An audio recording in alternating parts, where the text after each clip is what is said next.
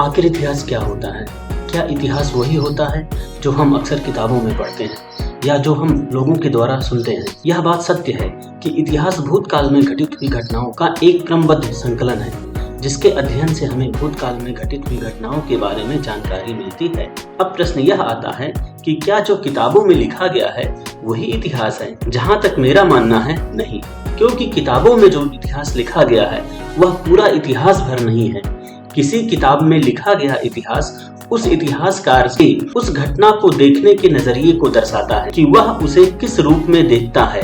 अगर हम उदाहरण की बात करें तो भारत की आजादी की लड़ाई की शुरुआत 1857 ईस्वी में मानी जाती है। इस घटना पर इतिहासकारों ने कई किताबें लिखी है।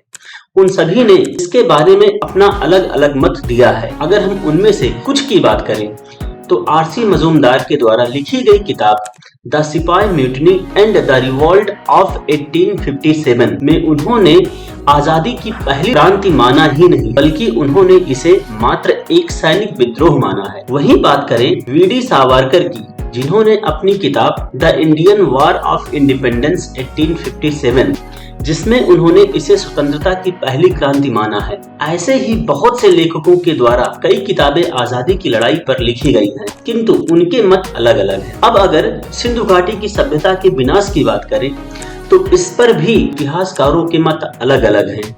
किसी ने इसके विनाश का कारण भूकंप बताया है, किसी ने आर्यों का आक्रमण, तो किसी ने बाढ़। जिसने उसे जिस नजरिए से देखा, समझा, जाना, उसे लिख दिया और वही उसके हिसाब से उसके बारे में इतिहास हो गया। आप इतिहास के बारे में क्या सोचते हैं? कमेंट बॉक्स में अपने विचार जरूर लिखें। यहाँ तक वीडियो देखने के लिए आपका धन्यवाद।